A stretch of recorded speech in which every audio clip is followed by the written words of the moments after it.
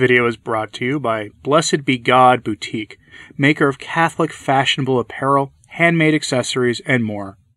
We have an unfortunate but all too predictable piece of breaking news here, folks.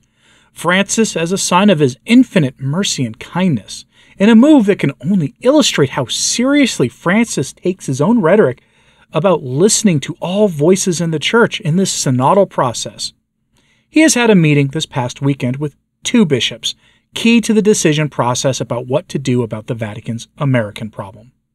The American problem, as they've been calling it, is embodied these days by two men, most noteworthily, Father James Altman and Bishop Joseph Strickland. And while we have no news about anything that will inevitably be done to Father Altman by the powers that shouldn't be in Rome, we do know now that they are in fact going to do something about Bishop Strickland, who has been a thorn in the side of Francis' church in the Vatican for the past year or so, since he started speaking publicly and tweeting openly about how he's, frankly, not exactly the biggest fan of Francis and the job he's doing as the alleged Roman pontiff. Our story today comes from the fine folks over at Pillar Catholic, who honestly do some good work breaking down these kinds of stories. We have this headline: Pope Francis meets to discuss Strickland resignation. Resignation? Now that's an interesting choice of words. You see, we tend to think of resignations as something someone does semi-voluntarily, meaning they generally have a choice to resign. But let's be honest with ourselves here. Bishop Strickland isn't going to be voluntarily one to resign. He's just not going to do it. He's going to be told to resign, probably by the papal nuncio. If he is told to resign and in writing, if you're watching this, Bishop Strickland, if you're told to do that, please publish the letter they send you. Make it known. They did this to the bishop in Puerto Rico, Bishop Daniel Fernandez Torres, for the great crime of not going along with the narrative about the 2020 problem, we'll call it, and the solution the leaders of the world were pushing on everyone, as well as for not sending his seminarians to a hyper-modernist seminary, as Rome wanted him to do. For those great sins, Bishop Torres was removed. Bishop Strickland has done something infinitely worse. He's verbally and publicly gone against Francis, and he's done so in a way that rallies the laity and gives hope to the traditional Catholics, even if he is himself not exactly a traditionalist bishop. What odd times we live in. Truly, we live in strange times. So from the Pillar article, quote, at a meeting Saturday, Pope Francis discussed the Vatican's officials the prospect of requesting the resignation of Bishop Joseph Strickland of the Diocese of Tyler, Texas, the Pillar has learned. The Pope met September 9th with Archbishop Robert Prevost, OSA, head of the Dicastery for Bishops, and the Archbishop Christophe Pierre, Apostolic Nuncio to the United States, both cardinals-elect. Several sources close to the Dicastery told the Pillar ahead of the meeting that the prelates would present the Pope with the results of an apostolic visitation of Strickland's diocese, conducted earlier this year, as well as subsequent public actions by the bishop, who has emerged as an outspoken critic of the Holy Father. The situation of Bishop Strickland is the agenda, one senior official close to the dicastery told the Pillar.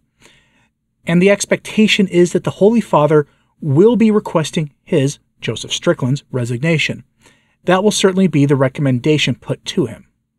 While noting that the papal audience did not exclusively concern the Bishop of Tyler, who has previously accused the Pope of having a, quote, program for undermining the deposit of faith, the official said that Strickland's case was set to be, quote, the primary point of discussion.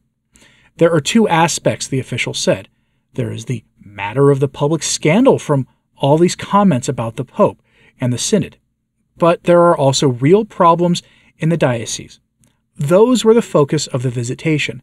There are concerns in the diocese about governance, about financial matters, about basic prudence.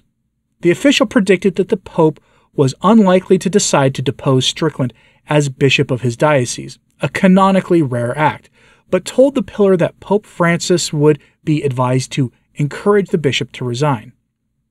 The consensus in the dicastery is that he will be asked to consider resigning, the official said.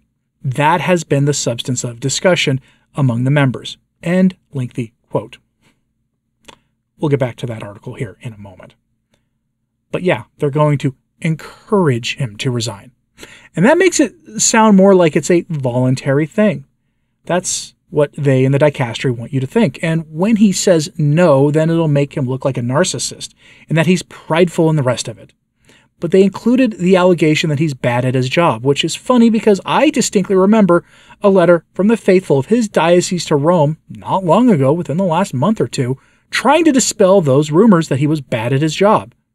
There are many, many dioceses in the U.S. alone run incompetently, and reports are that the problems in Tyler, Texas aren't exactly out of the ordinary for the church in the present day. The reason they include those in their statement saying that they may request that he resigns is so that when they're forced to basically fire him from his post, like they did with the bishop in Puerto Rico, they can say, see, he was bad at his job. We have a good reason to do it. Just disregard all of those dioceses that are consolidating parishes, including liquidating church assets and fundraising around the clock to stave off bankruptcy from their Ted McCarrick problems. The Vatican isn't interested in dealing with those issues. By the way, you'll recognize some pressure he's getting here, or at least the names of some of the other bishops involved. They've been planning in this case to, force Strickland to resign, and to pressure him in case he refuses. Quote, depending on how the bishop responds, the strength of that encouragement could be increased, the official said, and cited the case of Bishop Richard Sticka, who announced his resignation as Bishop of Knoxville, Tennessee, earlier this year, after being informed he's no longer had the confidence of either the Holy See or his own clergy. Prevost, who has been prefect of the Vatican dicastery since April, leads the department responsible for recommending candidates for episcopal appointments to the Pope. The department also oversees disciplinary investigations and processes concerning bishops' acts of governance under the norms of Vos estis lux mundi and Cum una madre amorevole, laws brought in by Pope Francis to enhance accountability among the episcopate. Prevost, a member of the Augustinian order and a Chicago native, is one of 3 American members of the dicastery, the others being Cardinal Blaise Cupich of Chicago and Cardinal Joseph Tobin of Newark. End quote. Cupich and Nighty-Night Tobin. Such luminous company Prevost keeps. Both of these men are close confidants of Francis.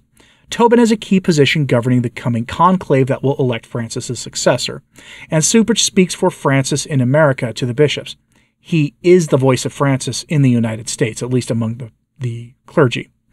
Prevost is closely associated with both men, and it's not surprising that he was given the post he was in the Roman Curia, which will allow Francis to remake the church in America in his own image, with the input of Cupich and Tobin through their voice in the process. Prevost. See how all this works? But to his credit, regardless of the outcome, Bishop Strickland won't be silenced. He said as much to the reporter from Pillar Catholic. So back to that article. Quote, addressing the possibility that the visitation could lead to his being asked to resign, Strickland vowed in July that no matter the outcome, he expects to continue his public role in the church's life. They won't stop me, Strickland said. When we're speaking the truth of Jesus Christ, there is no politically correct, and the world can try to shut us down, but it won't work. End quote. Funny how he compared Rome, Francis, and the Vatican to the world. But he says he won't be silenced. But I do wonder, it is technically within Rome's power to silence him in a literal sense. They could conceivably convict him of trying to destroy the Holy Father, and then send him away to a monastery somewhere. I mean, it'd be a kangaroo trial, but they could do it. That process would, of course, be a nightmare from Rome and cause them all kinds of negative press, but it could be done. It may not be worth the headache for them, but it is feasible. But Strickland says he won't be silenced, and some have said that he believes that he is doing the work of the Virgin Mary on her direct orders, or so the Pillar article goes on to say. I don't know personally the particulars of that claim, but if you do, let me know in the comments, please, because I'd like to know what he said about that. I'm genuinely curious, and I haven't been able to find anything on it. But what do you think about this story? Are you surprised that they're looking to move relatively quickly to ask for Strickland's resignation? I'm not surprised, to be honest. It seemed like it was going to be the inevitable outcome once he started tweeting about this stuff and once we found out that he was getting a visitation. I've been expecting this to happen since before the Synod meeting in October kicks off. But let me know what you think of this all in the comments, please, and keep Bishop Strickland in your prayers. And like and subscribe if you haven't, it does help. So to sharing this on social media, that does help as well. And consider supporting us on Patreon or in the by hitting that join button below. It is appreciated. As always, pray for the church. I'm Anthony Stine. Ave Maria.